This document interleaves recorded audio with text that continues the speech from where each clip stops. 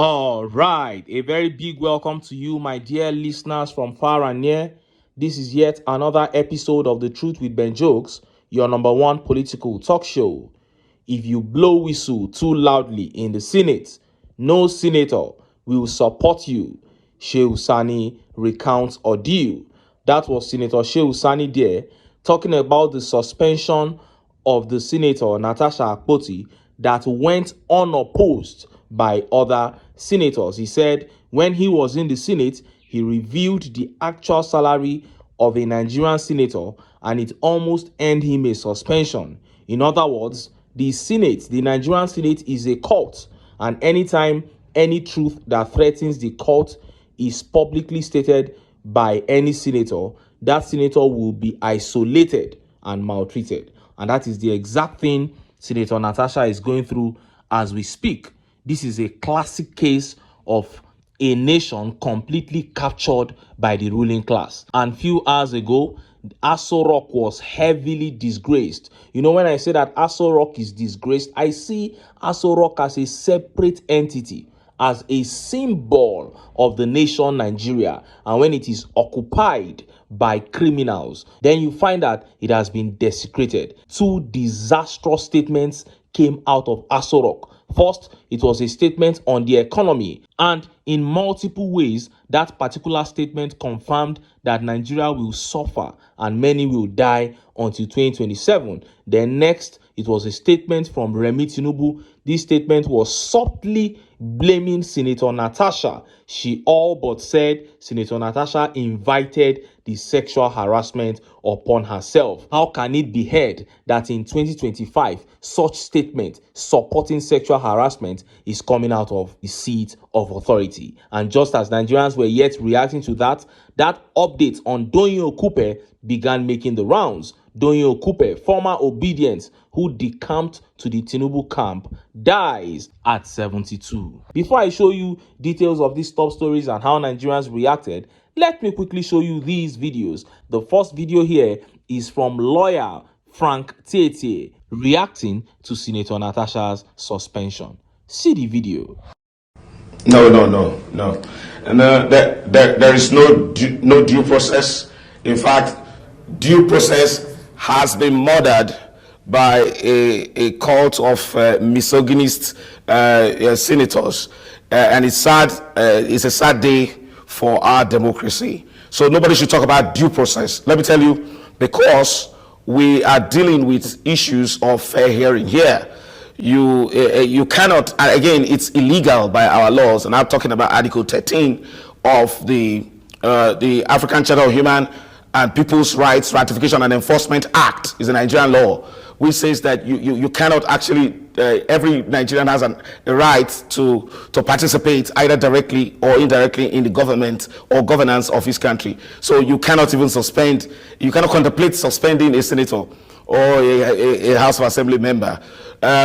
We talk about the idea that Senate is bound by its rules and that whatever happens in the Senate cannot be inquired into by the courts. That's a joke. Does it mean that if someone picks a gun and shoots another senator right there in the Senate, and then the courts or the police will keep quiet about it? They will arrest that person and they'll prosecute the person. It doesn't matter what the Senate president thinks. I think we just witnessed a situation where we have seen a deliberate attempt to repress, suppress, and oppress a Nigerian woman. And it is not really Natasha Akpoti that is the victim here. It is the Nigerian, because if a Nigerian senator can be dealt with so harshly, so mercilessly, because she attempted to express herself, just imagine what will happen to the ordinary Nigerian. And what did the woman do? If the woman resisted, the change of her seat, if it matters so much, you could have also said, if it didn't matter that she needed to just change her seat, you could have also considered that it didn't matter if she remained in her seat. But you see, there's a mixture of murdering the principles of fair hearing here, whether it is the principle of nemo judesin causa sua, or the principle of fair hearing in the sense that you must fully hear the other side. I think we just seen a Nigerian woman, a Nigerian senator, being totally stripped of her Section 36 rights, her rights to fair hearing. And it's a very dark day, because I watched the international media before coming here, and they are making a real, music out of this. Whether All it's right. the ABC network All right, or the Frank BBC. Tete. You heard that. Barrister Frank Tietie calling a spade there. What happened at the Senate was open criminality. And of course, if a senator could be treated like that openly, then the average Nigerian is completely doomed. So this is not about Senator Natasha alone. And just as lawyer Frank Tietie said, the international community is making a music of the treatment of Senator Natasha by the Nigerian Senate. All these human rights violations are part of the reasons Nigeria will continue to be relegated in the Assembly of Nations and will continue to go down economically, because no foreign investor in his right senses will come and invest in a nation where human rights don't matter. The next video here contains a display of foolishness that I cannot but let you see. Senate spokesperson Senator Remi Tinubu spilling nonsense on Channels TV. See the video. This is very bewildering. I was watching all the clips. It's quite very sickening, and it's omnipotently pathetic that this is where we are, and then the leadership of our, especially the first arm of government, which is the legislature. When I saw my colleague's sister entering with a kiss, it made me look back at when we were acting all this kind of entertainment stage theaters while in the primary school. That is this where we are still? Very unthinkable, very unspeakable, but don't let me go there. Now, about women folk. So you didn't like the fact that the husband came with her in solidarity, in support? Plenary? That was not plenary, that was a company. Yes, it's very close to the plenary. For a kiss over what? And internal affairs, internal matters in the Senate, and for whatever reason, like our colleague accused is there anything or alleged. Wrong, is there anything wrong with what has happened between the husband and the senator? When we say anything wrong or not wrong, then we talk about legality or illegality. It is not illegal, but it is socially, morally, and politically wrong. But it is not illegal. So it doesn't mean that all legal things are very good for adults to act. Like I said initially, I said this is just an episode of content creation. And then the content has been created. That is part of the skits in the content being created by our colleague. And then the whole thing is trendy. But don't let us even go there. You heard that. To think that this man, Senator Remi Tinubu, is the spokesperson of the Nigerian Senate is heartbreaking. The same Senate where they sing "On your mandate we shall stand" is where Tinubu is saying that Senator Natasha shouldn't have brought her husband. Senators singing "On your mandate we shall stand" is not illegal, but is it democratically and morally right? No, but you sang along that day. A Senate where Senator Kazari once brought his 3 wives and his children into the chambers and asked his fellow senators to start counting them. Today now they are trying to expose the wickedness and misconduct of somebody. You are saying that the husband shouldn't have come with her to show solidarity. And look at how Nigerians reacted. Let's take some of the tweet reactions. Caro here says, how did Nigeria end up with so many idiots in the Senate? And Ayo replied, he said, because most of their voters are idiots. And Fortis here says, do I speak for most Nigerians when I say that elections in Nigeria don't reflect the will of Nigerians? How did we end up with so many blockheaded senators? And Cyphers Temitope replied, he said, it actually reflects who we are as a people. If you think a larger proportion of Nigerians are not stupid, then think again. Wow. Cyphers Temitope here is actually affirming the fact that most Nigerians are very stupid people. And that is why we have the kind of people that we have occupying these seats. Now, let us have the top stories. First are these updates from Aso Rock that stunned Nigerians. One is the update on the economy, and the other one is that statement from Remi Tinubu as a reaction to the saga between Natasha and Akpabio, where she all but blamed Senator Natasha for bringing the harassment upon herself. And next is the update on the death of former Peter Obi spokesperson and former obedient DOYIN OKUPE, who decamped to the Tinubu camp. DOYIN OKUPE dies at 72. Let's start by taking those updates from Aso Rock. Look at how the papers reported them. Nigerians must endure a bit of pain for nation to move forward. Tinubu presidency tells citizens amid 83 billion naira expenditure on foreign local trips in 1 year. Sahara reporters. The administration of Bola Tinubu has once again asked Nigerians to endure economic hardship, arguing that sacrifices are necessary for the country's progress. However, this plea comes amid revelations that the government has spent a staggering 7 billion naira on foreign trips in just 1 year. The special advisor to Tinubu on economic affairs, Tope Fasua, made this assertion during his appearance on AIT State of the Economy program, which was monitored by Sahara reporters. Fasua insisted that economic recovery requires endurance and long-term commitment to policies that prioritize local production. For a country like Nigeria to actually get to where it wants to get to, there is a bit of pain that you have to endure. Fasua said, "We are always good at stating a policy very quickly, but can we concentrate or stick with a policy and program for 5, 10, or 15 years? If we can ensure that Naira hovers around where it is now, maybe 1,300 Naira to 1,400 Naira, in the next 3 to 4 years to 5 years, the world will take notice that this is where we want to log this foreign exchange," he added. Despite the government's call for endurance, Nigerians are angered by the lavish spending of the Tinubu administration on foreign trips. You heard that.